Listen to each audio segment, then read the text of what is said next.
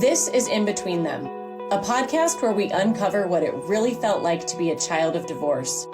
I am Shannon Darrow, and each episode brings honest stories from brave adults who lived through this as children. This is In Between Them. Let's get going.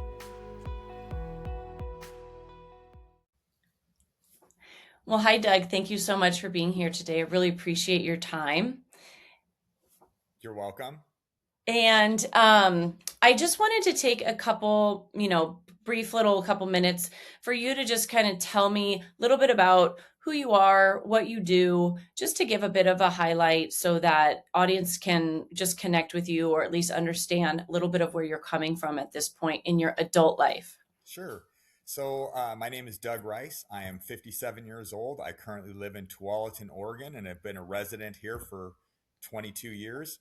I am a college graduate from San Diego State University, where I majored in political science and business. And right after college, so in the early 90s, I jumped right into the corporate world. I'm on my third different corporate industry. My first career lasted 26 years. I had a 6-year stint up until recently, and I'm about a year into my third career shift now. So, I've been a long time in the working world, professional world, and have a closer eye toward retirement now than I do to building the next career.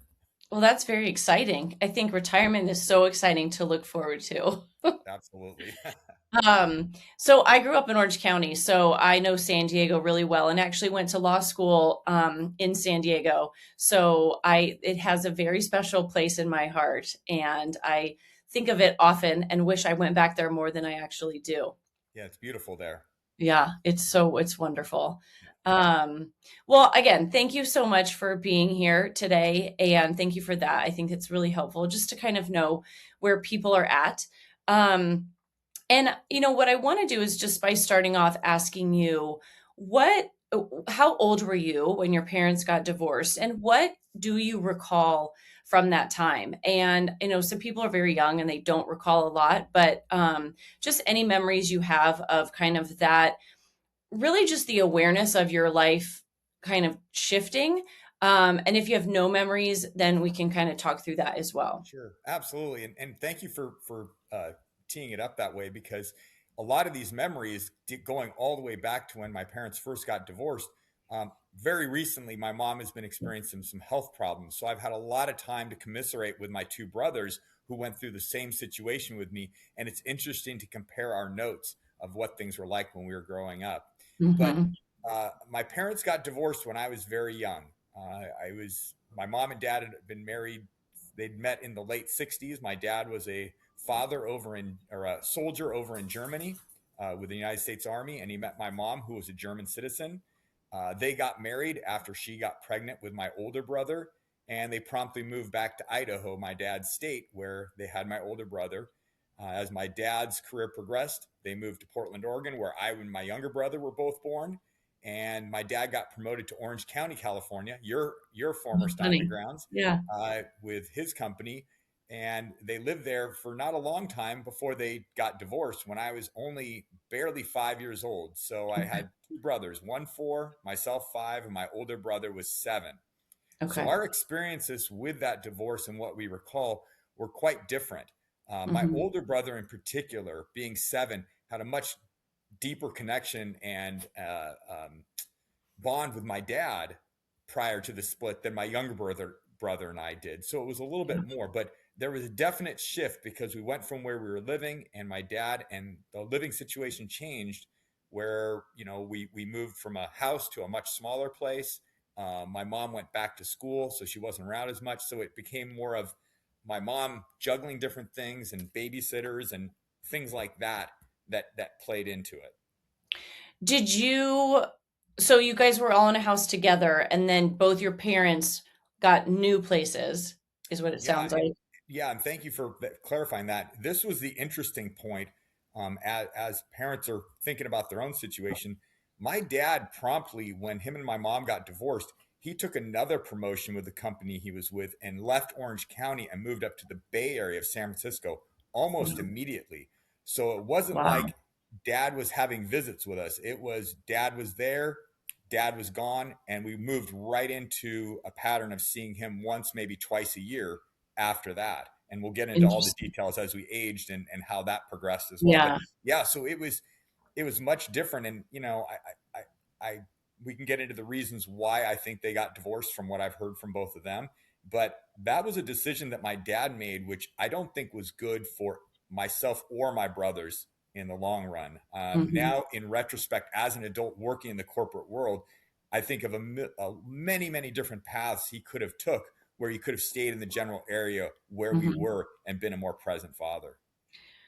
So when you kind of go back to that time, so you're 5, your brother's 4, and your older brother's 7, did you have an awareness that your dad was gone for significant periods of time, and then when you would see him, it was happy and joyful? Or what was that like on those kind of sporadic times that you would see him? And my second question would be, how long did that period last where you were pretty much 100% with your mom and your dad, you were seeing him, I think you said once or twice a year? Or was that just always then the way it was? Yeah, we jumped right into that. It jumped right from dad being in the house to dad being gone to us having to fly up to the Bay Area to see him. It moved Interesting. that quickly. So there really wasn't a transition period where, he would take us on the weekends or things like that in Orange County. He was Yeah, gone. very abrupt. And, it was a very interesting scenario to be put on a plane as three young kids.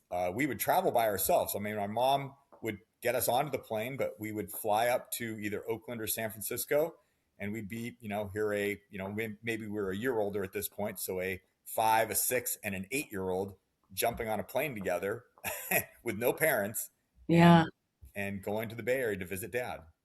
Can you see any personal growth in a 5, 6, and 8-year-old flying like that when you think back and think of the independence that you had to immediately have, the kind of you were just the 3 of you kids. I mean, not that I'm just trying to find a potentially good thing Yeah. in your development in being thrust into that, or was it scary? Like, what was that like to travel like that?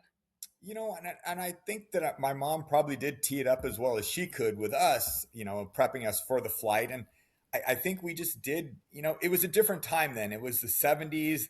There weren't seat belts or headrests in cars yet. There weren't bike helmets for kids. Stranger danger was not a thing. It was a much different era. So I think, kids, we were used to being on our own anyways and, running around outside and not having much parental support, even when dad was there. I shouldn't say support, but parental Yeah, uh, um, oversight, I guess. oversight. Yeah, we kind of did our own thing. So it wasn't scary to get on the plane, but definitely it did feel like, you were moving from one world to the next. And even a short flight like that for a young kid was kind of long. Oh, yeah. My brothers and I, my younger brother and I, we bickered and quarreled quite a bit. My older brother was kind of detached, and I have a lot of empathy for the flight attendants that got to manage us when we were on these flights because we were Wow, quite a bit yeah. rowdy. So when you would get there and you would see your dad, what was that kind of reunion like? Because there would be obviously long periods of time where you didn't see him, and this wasn't in a time of FaceTime and conference calling and things like that. So would you hear from him between your trips, or was your trip just kind of like all of a sudden here's dad again? Yeah, and unfortunately, my mom and my dad's uh, dissolution of their marriage was not acrimony, or it was not very well done. There was a lot of anger between them, mostly on my mom's part. And so I don't recall jumping on the phone with my dad very often at all, even though that was an option. If it was rare, if any. My mom, I think, did her best to try to keep us from our dad from that standpoint. So when Mhm. we'd go up there, it was because it was maybe twice a year. It was like meeting a stranger each time. Yeah. At that age, you're growing very rapidly in terms of your mentality and what you're doing and what and you get up there and it's kind of like a different person. I Yeah. will say the first couple times we went up there to visit him, he was just in an apartment in downtown San Francisco. And my dad has always been a bit um, emotionally detached, and we'll get more into that later, I'm sure, in terms of his personality type. But I don't think he was very prepared for kids to come visit him. He had this 1 or 2 bedroom apartment in downtown, some building in downtown San Francisco, and not kid friendly at all. And didn't really have a plan of what he was going to do with us. And it ended up, a lot of sitting around and a lot of, him getting mad because we're getting into stuff. And that's really all that I remember. It wasn't much, but I will say this, that was only 1 or 2 visits. What happened immediately after there, within a year or two of my mom and dad separating, was we went up to visit my dad, and he introduced us to the new lady that he was seeing, who he ended up marrying and having 2 more kids with. So Wow. that immediately turned into a shift in the dynamic, which Yeah. caused a little bit of confusion for my brothers and I. Although the woman my dad was dating and who he married, my ended up being my stepmom, was a wonderful woman to me, um, but caused a lot of angst for my mom, which then we'd feel when we'd come back to visit. When she found Mhm. out he was seeing somebody else, and when she found out he was getting married, um, it was noticeable at her shift. Her ire had been activated, let's say. Do you feel that it sounds like that shift when we just talk about your dad, it was a positive thing maybe for that time that you were there, like it went from in an apartment not prepared for kids to maybe more of like a family environment. Yeah. So it sounds like that might have been, and you can expand on that, a more positive um experience when you would kind of pop in and out of his life, because it sounds like that's what kind of you were doing, was you'd pop in here, then go back to your life, later pop in. And that can be very difficult in a lot of ways too. But if it did have any positive in it, then going back to your mom and seeing just the angst that it was causing for her, what did that do to any positive that you might have felt, you Yeah. know? So the woman that my dad ended up marrying, my stepmom, was she was a great woman, a lot of fun. She was much better with kids than my dad was, even though they didn't have their own kids yet. And we would, when he got with her, it went from kind of going to San Francisco and not doing anything to going to San Francisco and doing a lot of kid friendly, kid fun, memorable things Mhm, with my brothers and her and my dad.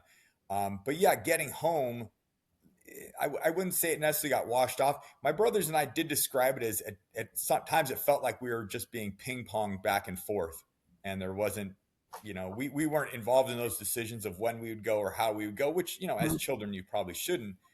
But it was always an interesting thing. And not realizing what a normal nuclear family might look like, where mom and dad are together, I wasn't, especially at that age, I wasn't able to juxtapose my experiences with what mhm, my friends or my other cohort would be seeing, where mom and dad were present and they were truly with their dad a lot, where they got to know their dad on a much deeper level. I even to this day as an adult, and I am connected to my dad, and although we had a big gap there, it still does not feel like the same relationship as I would with a parent. It feels more like a old friend or an acquaintance that I've known for many years, as opposed to a interesting, fatherly relationship. interesting. So you're he maybe gets remarried and you're now maybe 8, 9-ish, and so your brothers are respectively around that. Um, what does that change anything about your frequency of seeing him, or is it still once or twice a year? And what what would be like the next shift in the dynamic? Yeah. So it was maybe a little bit more often, not much, once or twice a year, I would say. Definitely a longer visit during the summer, Okay. where we would go, when school was out, and for me, it felt like a long time at the time, but it might have been 3 weeks, Right. which Yeah. as an adult is not a long amount of time. Did you, Um, sorry, just on that, did you look forward to the longer time? yes. And at that point, my dad had married my stepmom and they had not had kids yet. And like I said, she was great fun. I mean, she really helped him build a house. She came from a very wealthy family. So my dad was still working, but he all of a sudden was a little bit more, uh, Free. let's just say the houses were really nice. The houses were really nice, were really big. My stepmom was a kid at heart, so we would Wow. do a lot of things. And if her and I went out and we were shopping somewhere, and I pointed out a toy that I liked, it was almost a guarantee I was going to get it. You know, Wow. she was that kind of a generous person, and I don't think that we were abusing that, but she was great. So we would have a lot of fun there, and it was much different too. You know, my dad now is living in this very financially secure situation. My mom is still in grad school, working part time, trying to juggle three kids, and Wow. articulating to the kids that we're not doing well financially. And that's one of the things that has definitely moved on into adulthood has been my relationship with money has been greatly affected by what my mom was telling my brothers and I growing up, that we were operating from a point of scarcity as kids, Wow. and it was very nerve-wracking. I mean, comments to the kids such as, I don't know if we're going to be able to make the rent next month, things like that. Wow. You know, to a 7, 8, 9 year old, that's Hmm. kind of frightening, you know. Right. Right. And so we're visiting my dad where we're in these wonderful houses. And before they had kids, they actually built a house in Santa Rosa, California, in an area called the Foothills on 6 acres, a 3,000 Wow. something square foot house on a hill with a pool. Absolutely beautiful. And so we're there. And then we go back to living with my mom, who's operating from that position of scarcity. And we were, I Wow. mean, you know, it was very, no, so we were living two different worlds, so to Yeah. speak. And Did your dad ever comment on your mom's situation, or did that ever come up from you guys mentioning anything about what, like, as you're standing in this big beautiful house, does it dawn on you that, like, wow, mom has essentially nothing, yeah, and yeah. that's where we usually are? And did that ever come up? Yeah. You know, it never did because again, as a child, you're not familiar with, you know, divorce proceedings or other things like that. Um, you know, my dad would have had plenty of opportunities to, for instance, up the child support that he would be willing to give us. I don't know the details on that. He's never articulated that story to me. My mom has said that the child support was set back in the 70s and my dad never changed it until we turned 18 and then it was an abrupt cutoff. So there was some uh, anger between them, Yeah. definitely, as opposed to looking out for the needs of the kids. There was this kind of, you know, I'm not going to give you anything, and or you're going to get only what the courts will allow. Yeah. That's my perception later. Yeah. That was noticeable because my mom would, again, she would tell us that, you know, we may not make rent. She would also frequently comment about how little my dad was paying in child support to a Interesting. 8, 9, or 10 year old. That's a very disturbing thing to hear. Right. Um, I had something on something else you said, but in relation to that,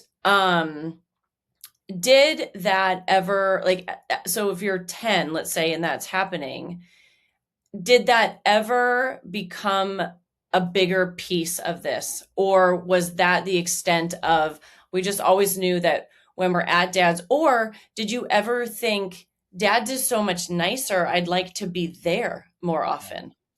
You know, that's a really good question. And I don't think there was ever the option to go live with that. I think my mom would have fought that tooth and nail. And you know, my mom, that was the home, that's what we expected. I think there was my mom wouldn't have given us up. My dad wouldn't have taken us full time. You know, again, he was, I think, going on with his other life. And we never really asked that question. Hmm. Again, I think it was a different time. Yeah, I I do wasn't too. as focused on material things. I mean, it was great to be in these nice houses when we were there, but you know, you go back home and I'm in my own room, and that's nice too. So Hmm. it just was different. But Yep. uh, I think though that as we would come back from these trips, and my stepmom had bought us some nice clothes that we brought back or some toys that we had brought back, my mom felt this pressure, and she would get anxious and upset. You could visibly tell that she was upset by these things. It Did bothered her. you can did you what did you do with that feeling that your mom was giving off when you would come back and you might have something new or something? Or just in general, you might have, kind of to your point, you don't have a good or bad feeling. You're just, your two lives are what they are when you are where they are, or Yeah. when you are where you are. But you keep getting this from your mom. Like, what did that do to you with that kind of level of almost anxiety and negativity that maybe you weren't coming up with on your own, you Yeah. know? I think that as a child, And it's even how I work with my mom today. I think I started this way of operating around her was back in at those young ages was a careful consideration of what I would disclose to her. Hmm. I would maybe not share as much information or downplay the things that we did at my dad's, because if we were to come back and say, yeah, we went to Marriott's Great America, which is an amusement park up there, and we did this, and they bought us this, and we did this, and we're excited to share that, you would get this negative reaction. So you just learn over time not to share as much. Right. And dragging that into adulthood right now, on one point, I share very little information with my mom because of the way that she might interpret or perceive it. Now, some Hmm. of that is on her and her personality type, but that's also been something that's been ingrained where, Right. and this is an adult trait, something that I've learned in the working world. There's certain things that I share with coworkers and certain things that I don't. You have to build a rapport with somebody. Yeah. And so seeing that how sharing those kind of things would upset her, you tend not to share them or to downplay them. Yeah, and I would say that when it is a parent and you just kind of intuitively want to share something joyful or happy with them, and then you have to actually suppress it, that I think breeds a lot of other resentment and different things because this is your mom and you want to tell her something you did that was fun.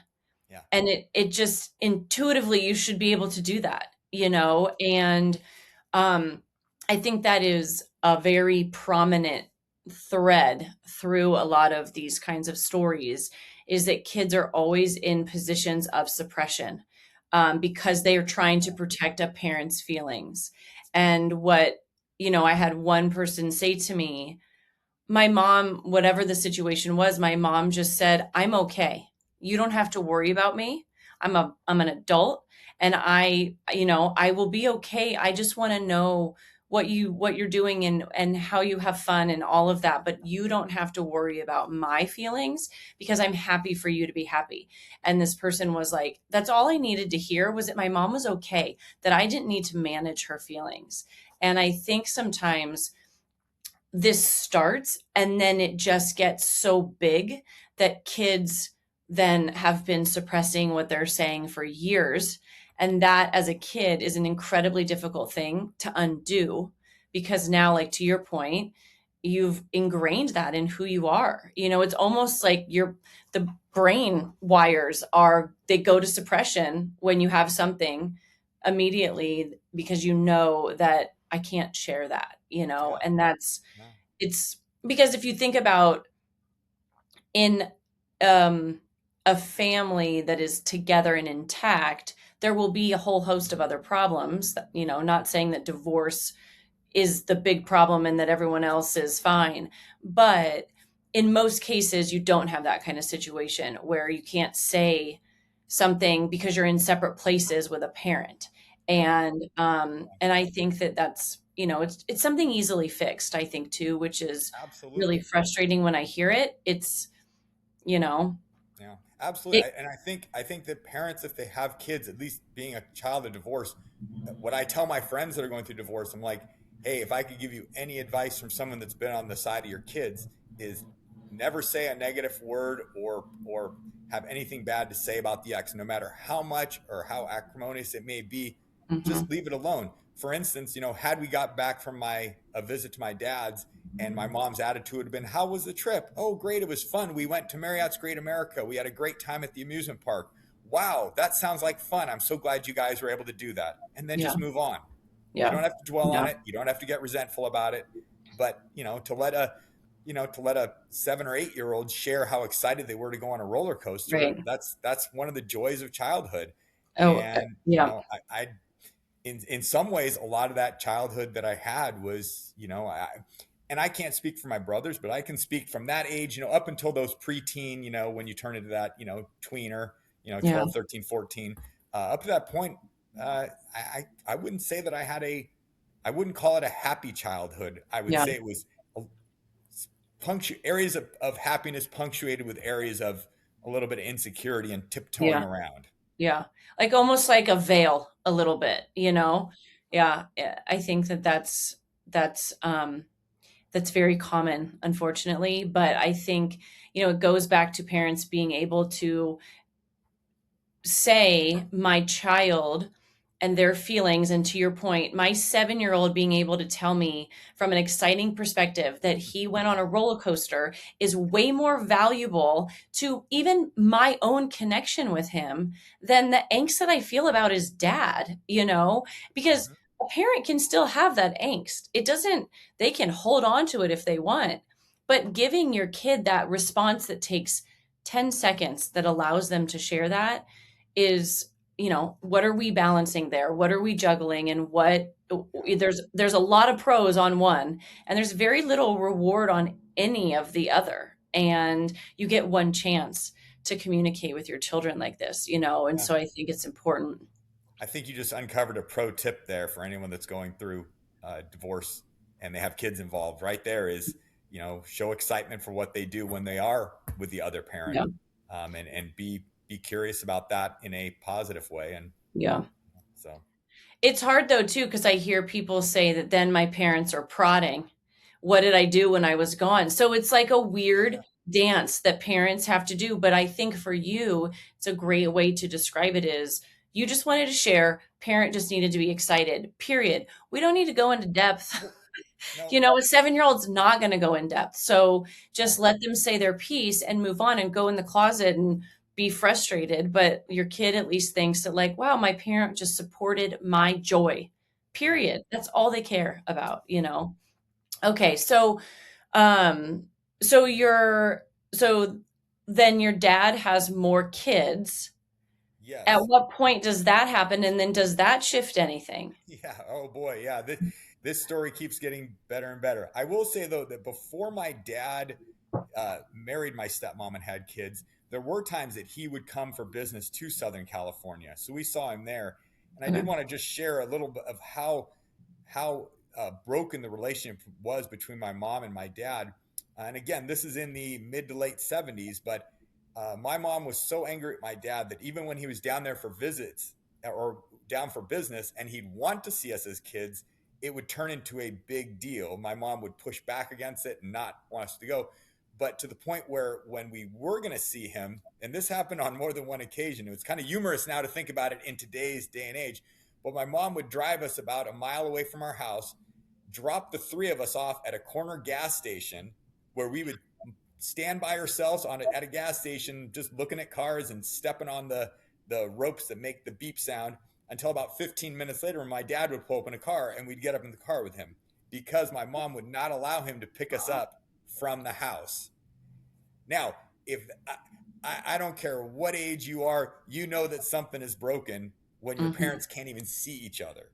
And Yeah, and I think that, and we don't have to get into it, but that's a great example of parents having no concept of the child's perspective in mhm, that instance. yeah, There are so many things that you're being told in that situation, and as a young person, you're not asking questions. Mom's not explaining anything. yeah, She's literally just dumping you on the corner, and it's all because of the relationship with yeah, your dad, that has nothing to do with you guys having that kind of exchange. yeah, So, yeah, I think there are so many things done like that where your little perspective is not a factor. And that's kind of my point in all of this is that is one example. I'm sure there's many others. So over time, what is the perspective that is being bred into you as you're going through all of these different instances that are telling you something? What are they telling you about yourself? What are they telling you about conflict, relationship, all of it? So it's super fascinating that I'm sorry. You know, but all I can say is I'm so happy you had your brothers.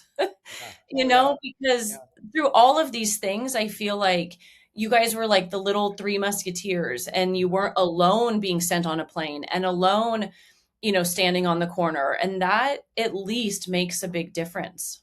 yeah, absolutely. And if anything, I mean, to look at a positive of this, because of my mom was busy with work growing up, and we didn't have much parental support. I mean, we grew up extremely confident and extremely independent. which has Yeah. served me extremely well as an adult. Right. So it's not Right.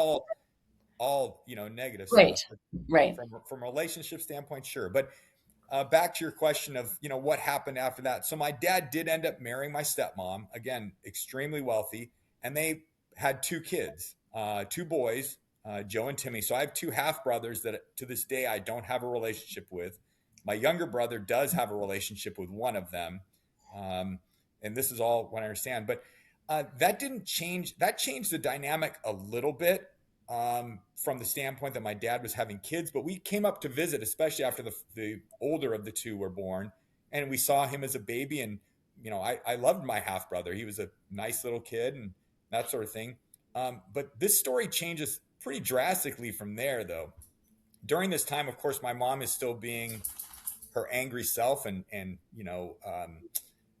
she does start dating my stepdad at that time. So there is a man in her life who I'm even to this day extremely close with. So I had that going on where he was in the picture, and he was a great male role model in my life. My dad, meanwhile, marries Cindy, my stepmom, has two kids, promptly divorces her, and they separate when those two kids are 2 years old and 2 months old. And that's it. He Oh, never sees them again after that. So, so at this time, we're going through that, and my mom wow. is in a new relationship. So it's extremely confusing at that point. And for time's sake, I'll just say what happened here. My dad divorced my stepmom, left the two kids, never to see them again, because of a very messy divorce there as well. Um, and about 6 to 8 months after that occurred, I knew that they had gotten divorced. We had heard that. My dad was coming down to California for a visit, and he wanted to meet with us boys. My mom at this point is with my soon to be stepdad. They're not married yet. So, but again, it's a situation where we get dropped off at a park in Huntington Beach, California, and my dad arrives, and my dad, in and again, not taking the kids' perspective into view. I'll never forget this day, because actually, if I can backtrack a little bit, I was not aware that my dad had divorced Cindy yet. We were not aware of that whole situation. But he comes down. My impression is that he's coming down. He wants to visit us. He's with my stepmom. She's always a ton of fun. Oh, we're going to Disneyland. We're doing something great. This is going to be great.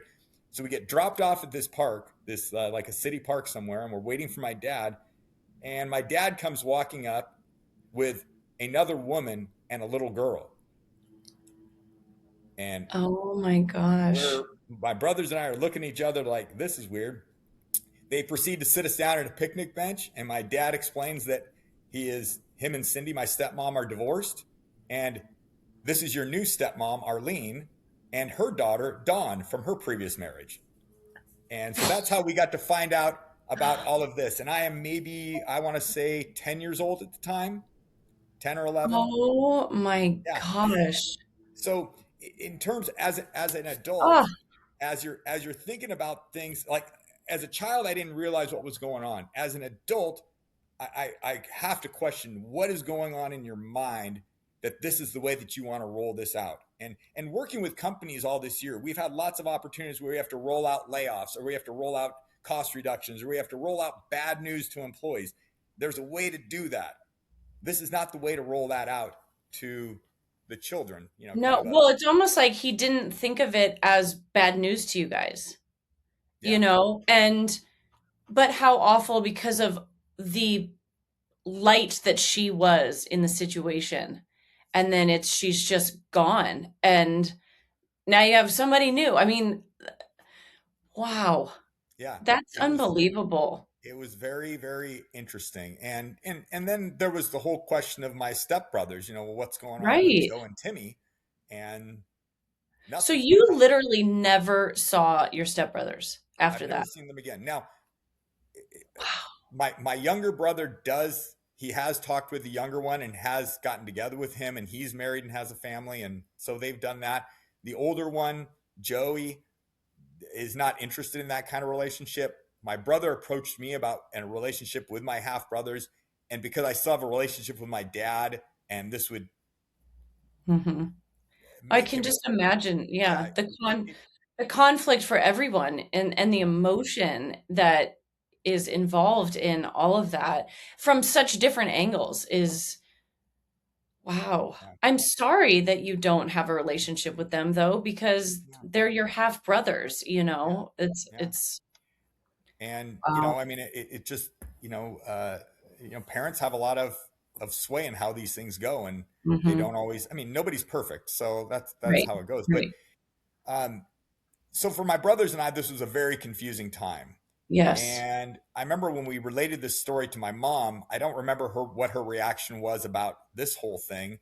Um, she probably took it in stride. But focusing back to my relationship with my mom, then at that point, she did end up marrying my stepdad, who I was extremely close with growing up. I mentioned my two brothers. As we got into those, you know, middle school to high school years early on, my brothers were much better athletes than I were. So they were always playing on the better sports teams, and they had the invites to go to these special camps and all these things like this. And I wasn't getting those. I was kind of, typical middle child. You're kind of left out and left to fend for yourself. And the older one is great at everything. The younger one is the baby that gets all the attention. The middle one just flounders. It Mhm. felt like Yeah. my stepdad, who my mom married, wonderful man named Rick. Um, he wasn't all into that stuff. So him and I would go to the movies or go to the beach Mm. and walk on the pier or do all the fun things in Southern California together. I mean, there was a period over one summer where him and I were going to the movies almost every weekend together and having a Wow. great time. Yeah. And him joking around with me, well, you know what? As soon as you hit age 12, I can't do this with you anymore because you'll be an adult price and, we won't be able to do, just fun things. And so I Yeah. really built a great bond with my stepdad at that time and really appreciated him. And this is where the story takes another sideways turn for me as an adult and looking at relationships. The next year after that, when I was just about to enter my freshman year in high school, my mom and stepdad get divorced. Oh So the man gosh. that I, uh, the man that I considered uh, The the father. calming influence in the Yeah. home, the one that was fun to hang out with, the one that I experienced a lot of parental joy with, he was gone. And I knew that there was tension between them because they would fight quite a bit. And my mom is a yeller when she fights. She likes to yell and scream. That's her mode of operations. And up until my adult years, I thought that that's how families manage conflict. Was they would yell and scream at each other because that's Mhm. what my mom would do. Yep. And I remember her and Rick yelling and screaming and a lot of fighting going on. And then they're getting divorced and he moved out.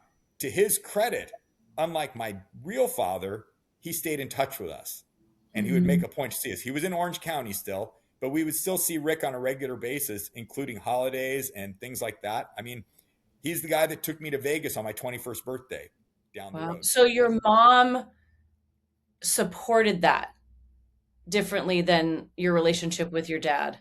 Um, yes, she did. And I think that maybe in this case, because she more pushed my stepdad out than my dad pushing her away. I don't think there was as much anger on her part. Okay. To this day, though, I still can't mention my stepdad to my mom without her having to put in some snide comment or whatever. She's, uh, Wow. in her words now, if you were to ask her the story, she said that she divorced him to protect the kids from him because he was trying to abuse us in some way. She's got a very strange narrative. And I can Hmm. tell you, my stepdad was anything but abusive. He's an absolute role model and a gem of a human being. So, Wow. Do your brothers also still have a relationship with yeah, him? Yep. absolutely. And he married a wonderful woman that kind of a strange story there who had three sons from her previous marriage. And so there's six boys that are tied to these two that Wow. all think the same thing, that have wonderful relationships with them. All their kids call them grandma and grandpa, and yeah, they're wonderful Wow. people. So that's kind of the nice side of the story is that Yeah. and it's very interesting for my brothers and I because we have a very tight relationship with our stepdad and his current wife, which is much tighter than we have with our biological parents. I should say that my both my brothers haven't talked to my dad in over 20 years. Um, Wow. my real dad has five kids, and I'm the only one that he talks to. So very interesting.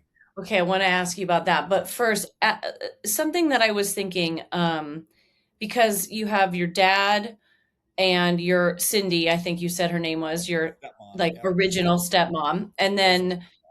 and then your stepdad, who has been wonderful, and how those two additions to your life were almost like blessings because of what they gave you guys, Hmm. and how so often step parents don't realize, or other people involved in the situation don't realize how they can make or break a situation, Yeah, and how absolutely. incredibly valuable that relationship is, and how they come into the situation, what they understand, what they know, what they're like with the kids. It kind of goes back to, again, the child's perspective. And if you're going to bring someone into your children's lives, is it even a factor how they're going to be with your children, or are you just simply thinking about what you want? And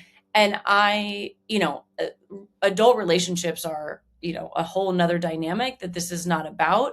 um but it's just something to think about, the impact that step parents can have on kids from a positive or negative perspective. And you have such beautiful examples of both that really were gifts to you at different times and in different ways, in what they were able to do to make your situation so much better, Absolutely.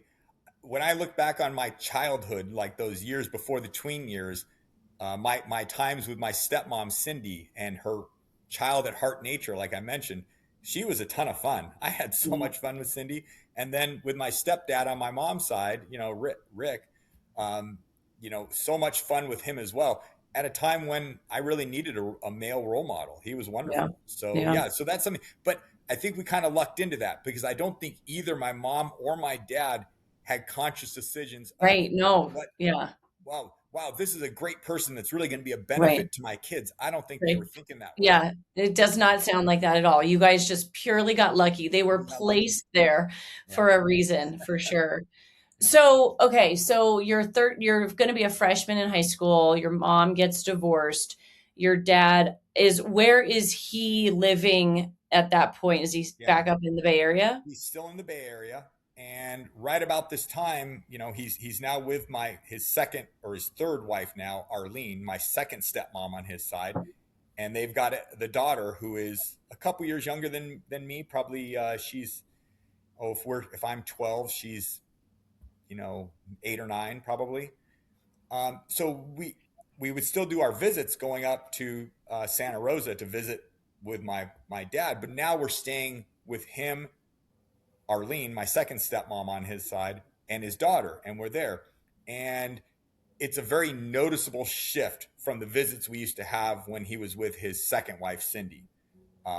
Arlene was and is much more serious and um, um, I don't know how to put this. They belong to a country club. Let's put it that way. They're very country club snooty, so to speak.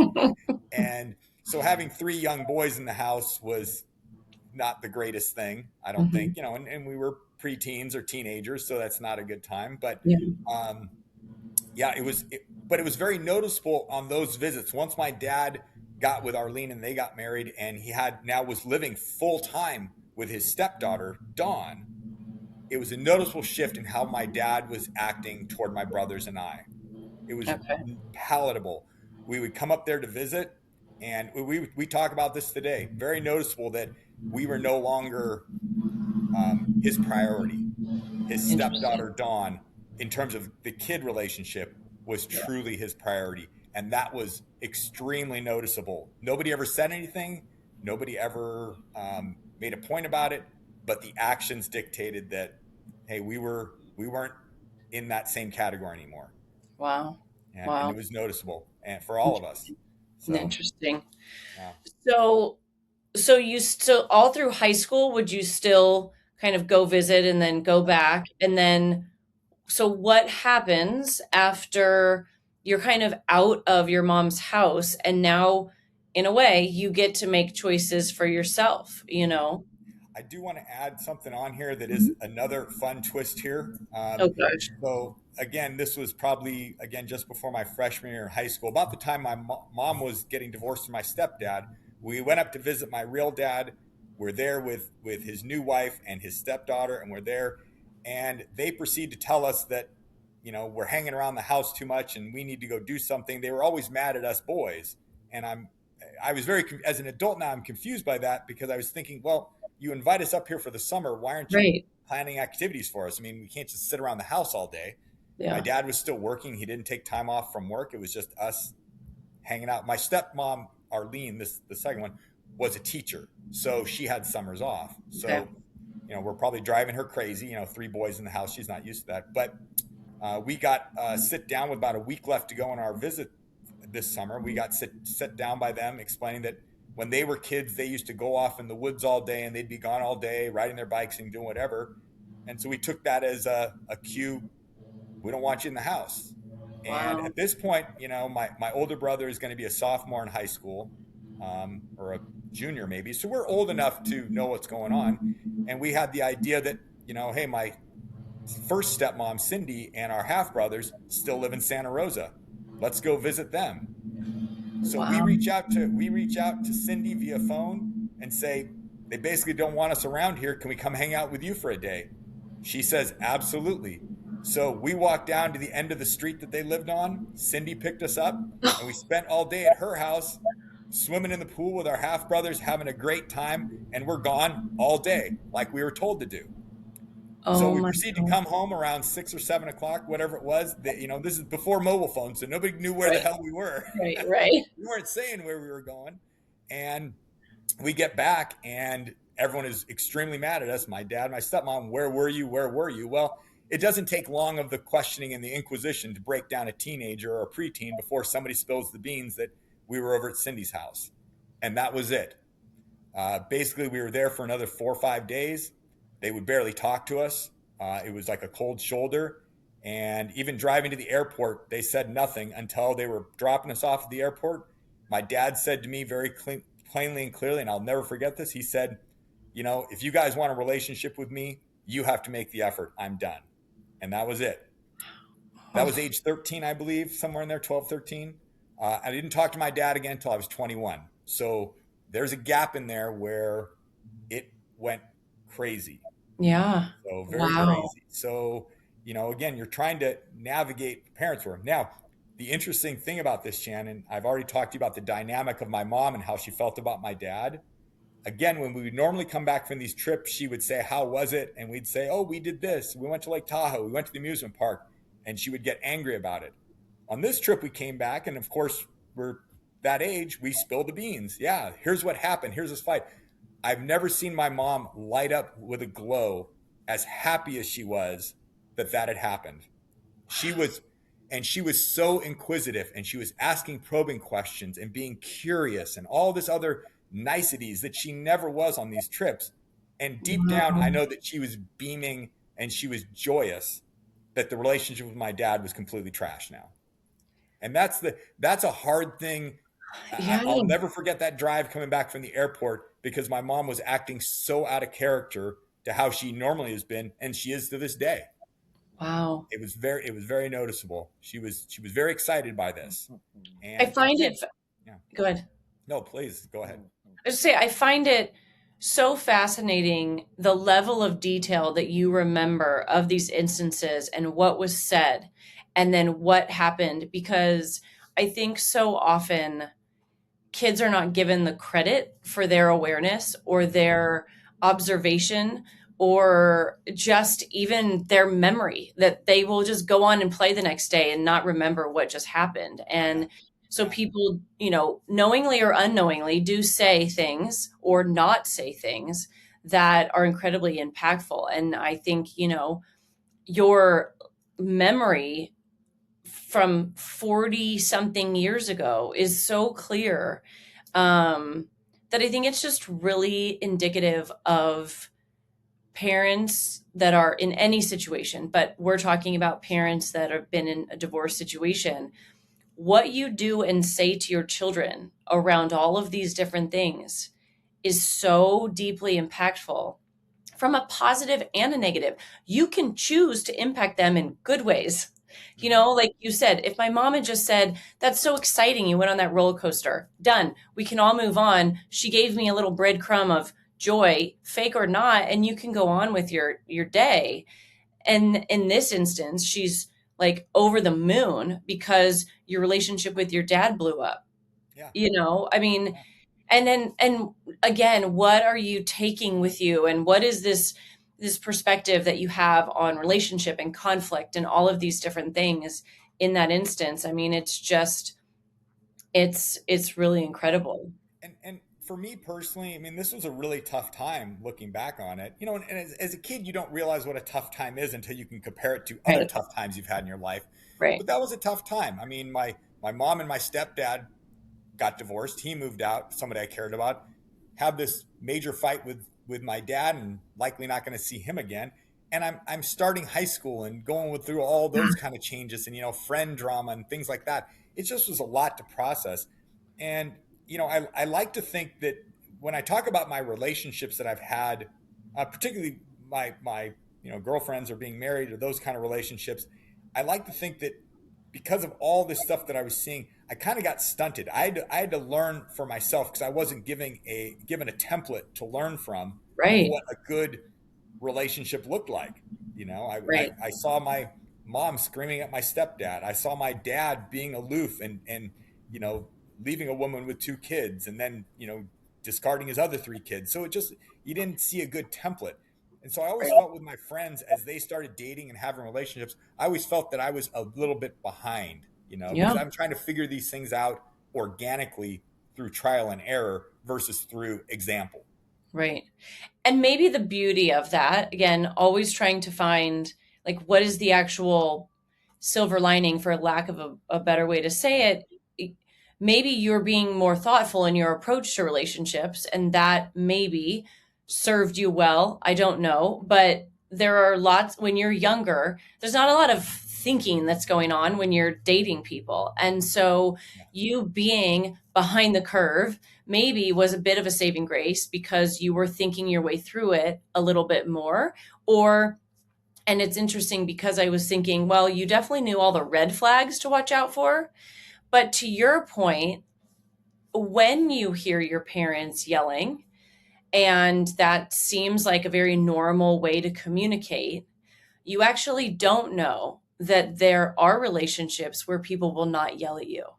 And so you will be a lot more lenient on mistreatment in a lot of ways, or just different behaviors if that was what you saw, even though you might know this doesn't make me feel good, and it can't be normal, but it's what you knew. And so you're willing to give someone another chance, or accept an apology that maybe you shouldn't, or not press someone for changes, or just standing up for yourself. I mean, we can go on and on, but it's just interesting because I do think that what you've seen definitely gave you a lot of things to look out for, but it also didn't give you, to your point, there was no template for what is kind of normal. And Yeah. so you definitely Yeah. are looking for that. And yeah, probably had to figure that out in so many different ways that were great and super painful, is would be my guess, along the Absolutely. way. Yeah. And even talking to my friends now, we're at the age now where a lot of my cohort, they're starting to lose their parents. And you hear about their relationships with their parents, or a parent passes away, and it's their relationships are so much different with their parents than what I ever experienced Yeah. because of how it was. It's just more distant, and it's not Yeah. as formed, which you wouldn't think would be the case, but it really is. Yeah. So, um I want to know how you reconnected with your dad at 21. But I also want to know kind of through that, whenever you graduated from high school and the next couple years, again, when you can start to navigate and make your own decisions about who you see when and how you communicate with people. What happened with all of these relationships when all of a sudden you kind of became in control of your own life Yeah. in a sense? Yeah.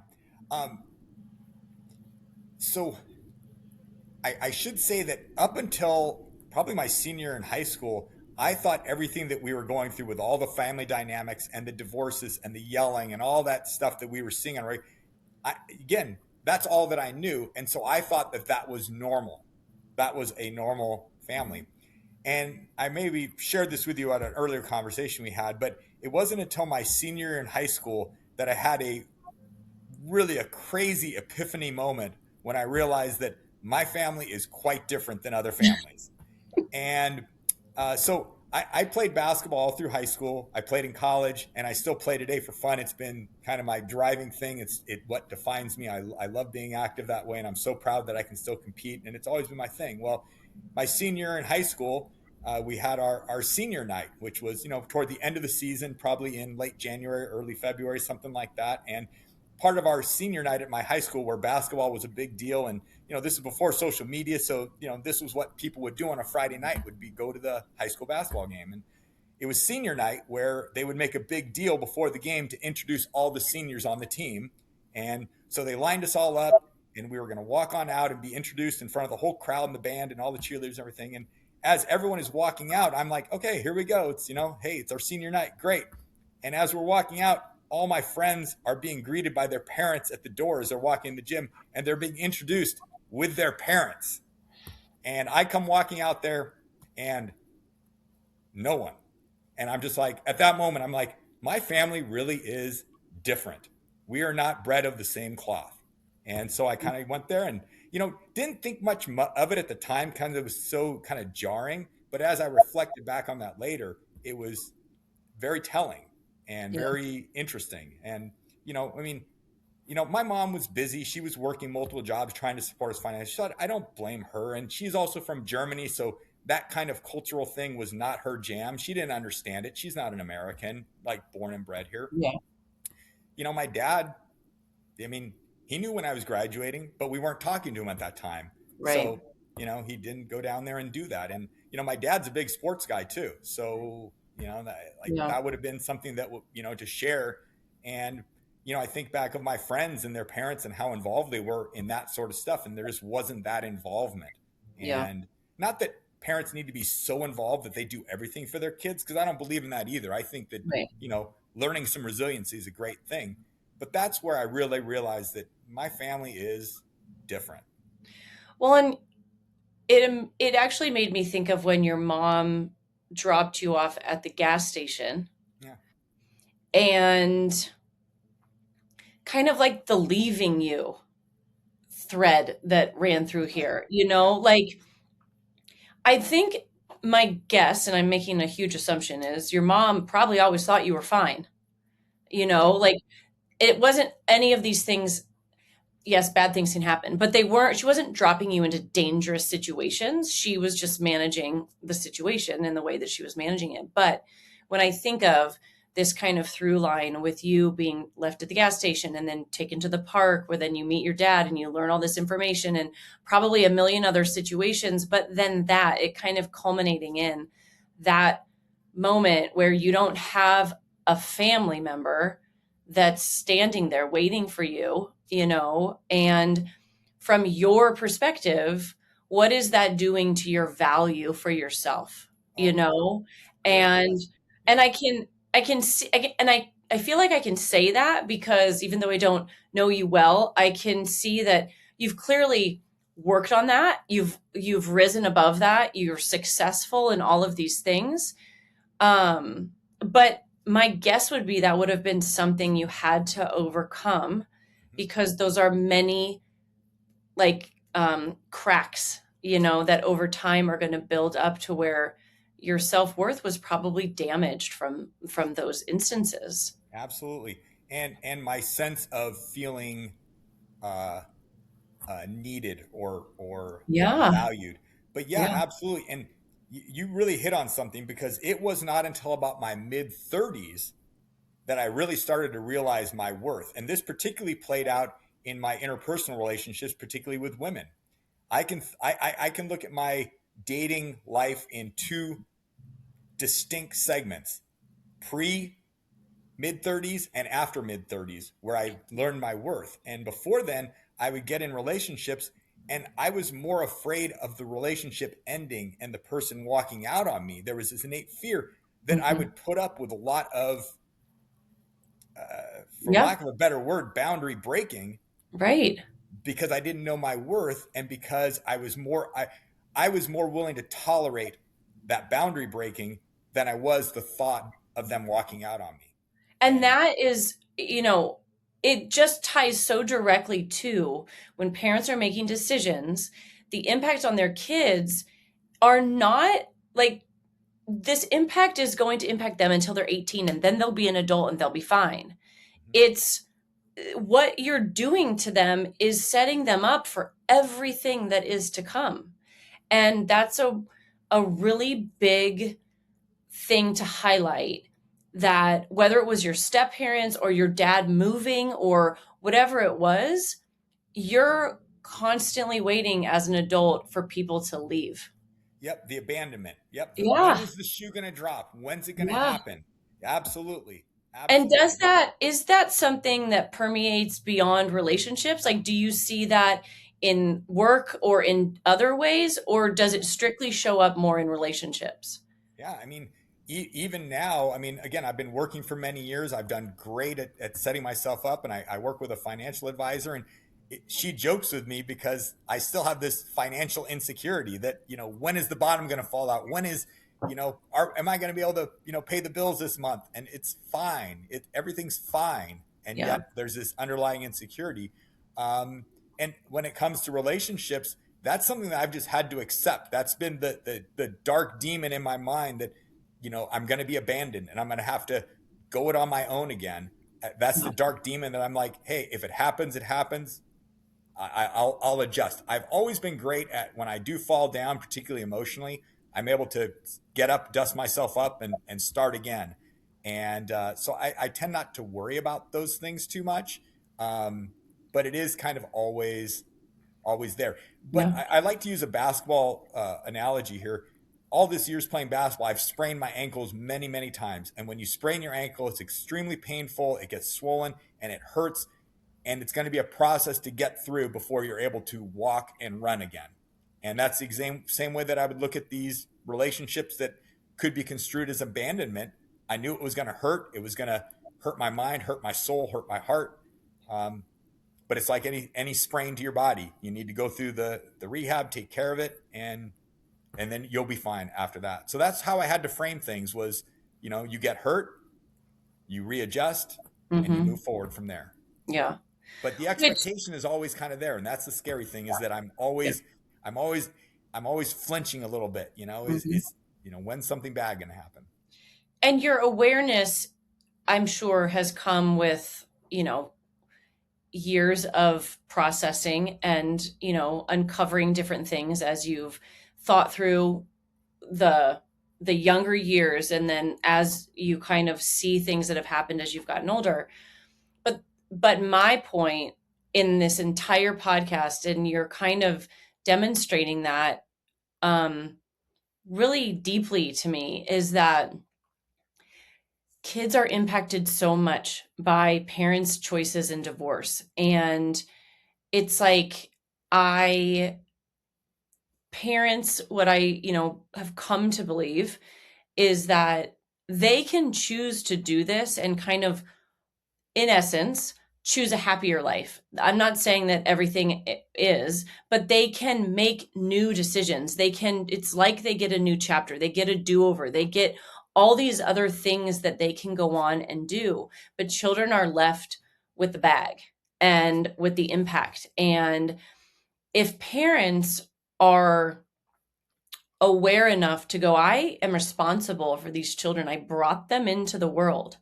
And if now I'm making the choice to change our situation, in some way, it is still my responsibility to make sure that that situation or that change doesn't compound their life. And it kind of goes back to where you said, all of this was happening. Your stepdad left.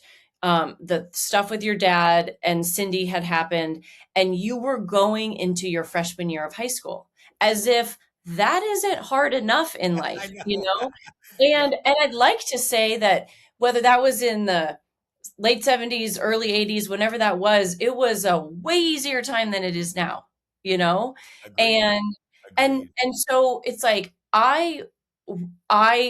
got divorced with a young child. And I think what I realized early on was I already gave him a check that's negative. He already has to deal with the fact that his parents got divorced.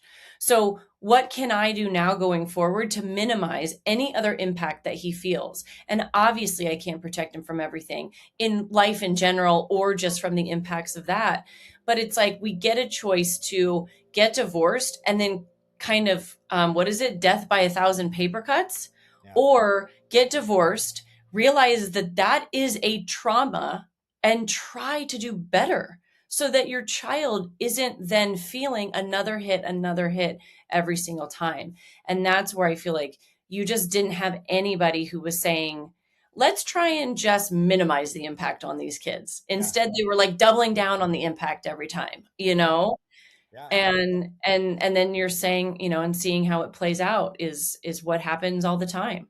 Yeah, and my brothers have, I've got my things that I'm dealing with. They were affected in certain ways differently. Yeah. My older brother who dealt with this, he had a real tough time with relationships early in his life, and he fortunately was able to get married and he has kids and everything's good now. But he definitely had some struggles, and I like to think a lot of that was because he probably needed more of that male figure consistently in Yeah. his life.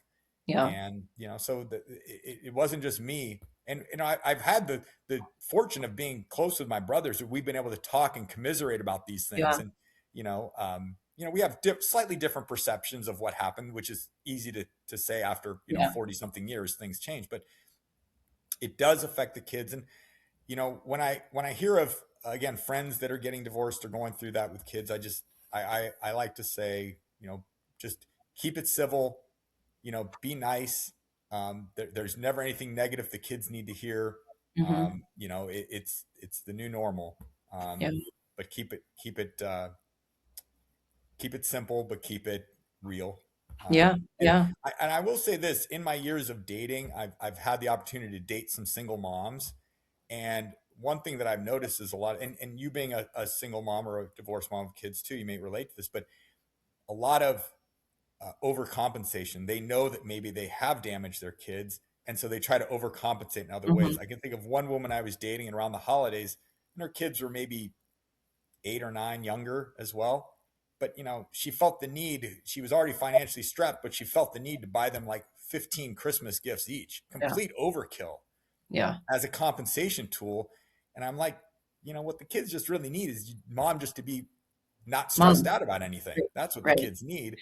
Or I've seen other situations where, particularly with sons, mom will, overdo things for them. I mean, I think for boys particularly, it's okay to go out and, this isn't the day and age we was before where, in sixth grade, I get in a fight with a school bully and I get pushed to the ground and have to deal with it. Today we try to bubble wrap kids all the time. And I think single moms tend to, they put a higher level of bubble wrap around their sons, and they need to Yeah. let their sons need to work through some stuff too on their own. That's how they become good problem solving men in the Yeah. future.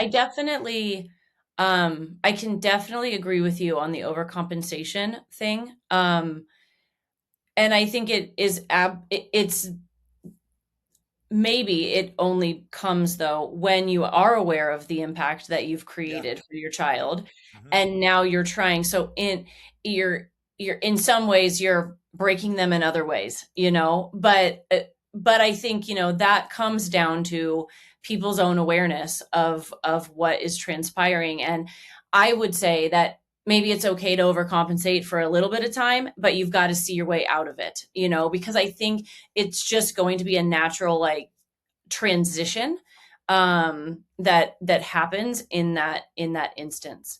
But I do, just in the interest of time, I want to ask you, how did you reunite with your dad?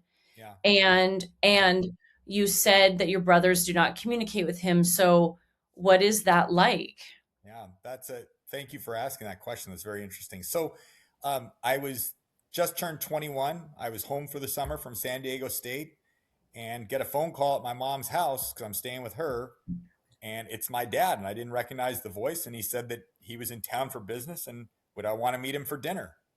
And I chatted with him for a little bit, and I'm extremely skeptical at this point, but I'm, at that age I was very cocky and arrogant, and I was starting to, develop more as a confident human, I suppose. And so I was like, yeah, I'll see you, kind of with this arrogant attitude. And my younger brother happened to be around, and so he came with us to dinner. I wanted to really get to the root of what happened with my dad. Like, what was this all about? Because I'd been thinking about it. My younger brother tends to dominate a conversation and just start going on about other stuff and talking about things. So I had the dinner with my dad, but didn't really get a chance to talk to him about what was going on, simply because my brother was taking the conversation into different areas. But I did get to my dad and say, hey, let's agree to talk on the phone at a later date, which we did. And then eventually he invited me. He'd moved at this point up to Oregon. And he said, why don't you come and visit me? And so I came up to visit, which my mom was, of course, not happy about at all. But I got to sit down with my dad. I was 21 at the time, like I said, and sat down with him. We went to a bar, a local bar, which is still there on Macadam Avenue, Buffalo Gap, if you're familiar with it. Mm-hmm. And we had a beer and we started talking about stuff. And I really was asking him his perspective of what happened. And it was interesting to get his take on things Yeah, because, I bet. I know my mom, and she's no peach. And honestly, I pity any any man that did marry her, because of, she had her own things that she needed to work on. And I could see why they got divorced. I cannot see why he would leave the kids and not be more of a present figure. That's hard to Yeah. explain away. But it was very interesting to get his side of the story, because I'd really only heard my mom's narrative to that point. Was And there a significant piece of communicating with him in that way that allowed for healing or growth? Do you recall? um, yes, as we were talking about things, and he was telling me his side of the story. What really resonated with me, and this has been great for conflict that I've ever been in my life, was that I realized that no matter what the story is between two people, the truth lies somewhere in the middle. And after hearing his story and my mom's story, and they're kind of divergent, I was like, you know what? They're both kind of full of shit. That's really that was the conclusion that I came to. And that was, very enlightening to a certain way. And I've used that in conflict resolution the rest of my life. And it served me very well individually, because when I'm in conflict with someone else, I can truly look at myself and say, okay, how much of this truly is your responsibility? How much are you contributing to this conflict? And Mm-hmm. there's been many times where I would say, yeah, I'm 80% at fault here. And other times where I'm like, God, I'm only like 10% at fault here. But nonetheless, I'm able to apply that rational and logical filter to myself Yeah. to help to get through conflict, because I realize that no one is ever 100% right or 100% at fault in any Right. dynamic between two people. Right. Yeah.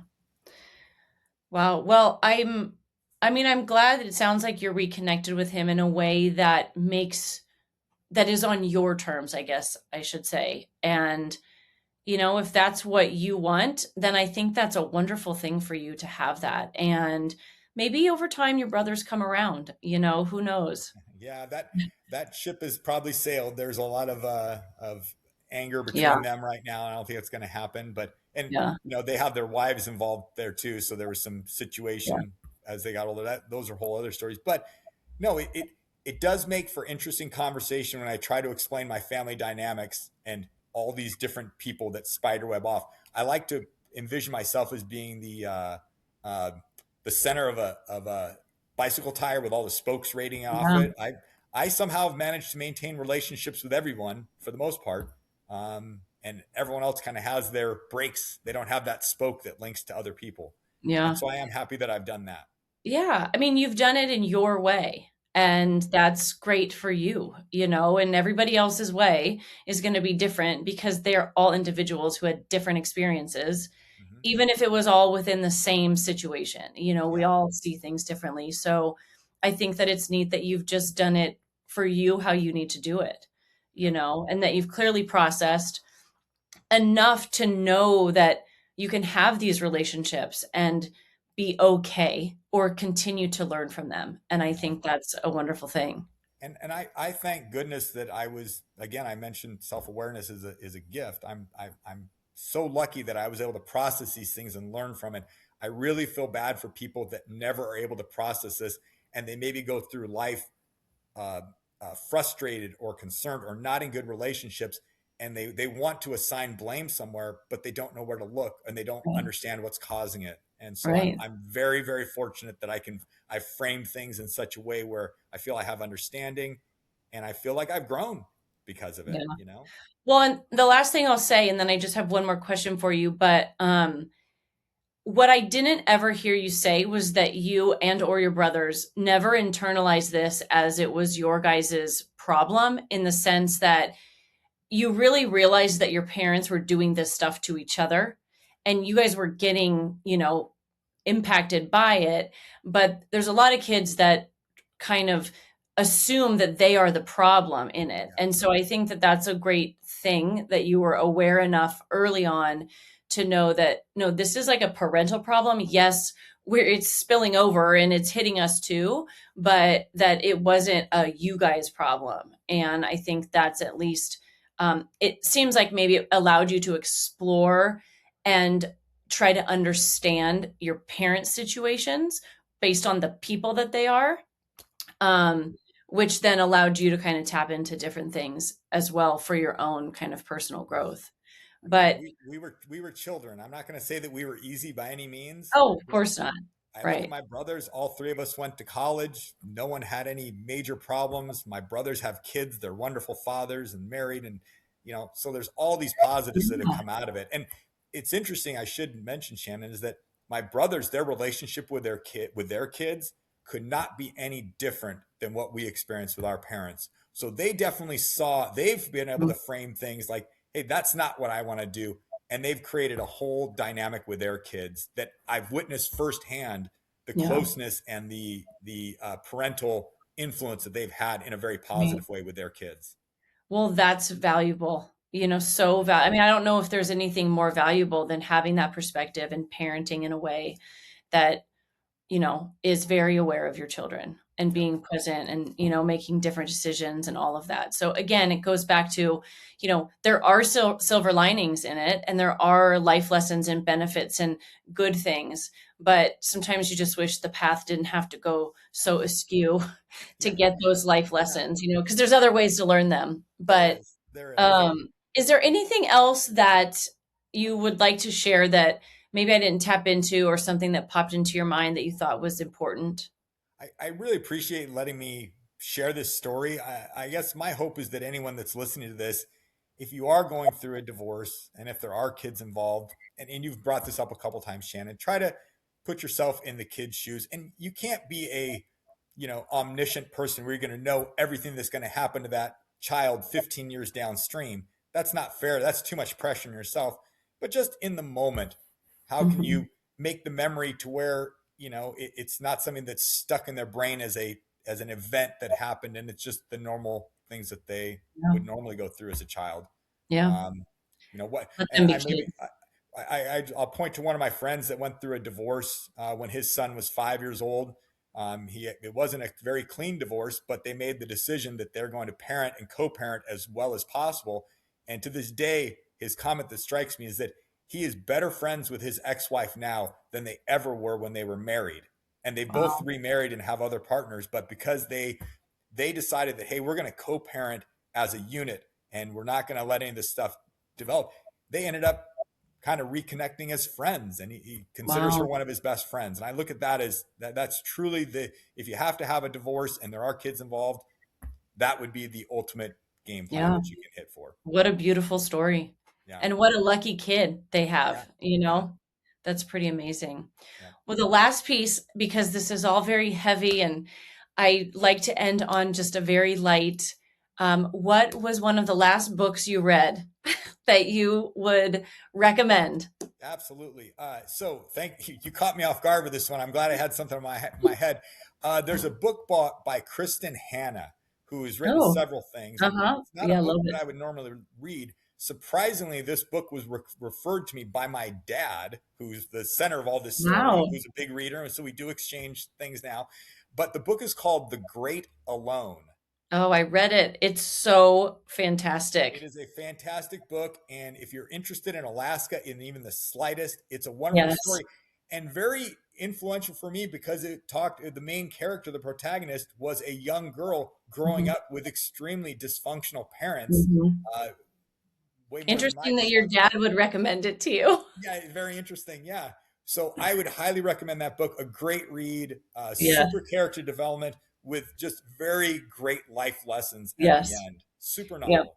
Thank you. Yes, she is fantastic. I've read a couple of her books Yeah, and they are great. But well, I can't thank you so much for your time. And I just I think it was really valuable insight for people to listen. So thank you so much. you're welcome. Thank you, Shannon. Thanks for tuning in. Together we can shape healthier paths for families to do divorce better. See you next time on In Between Them.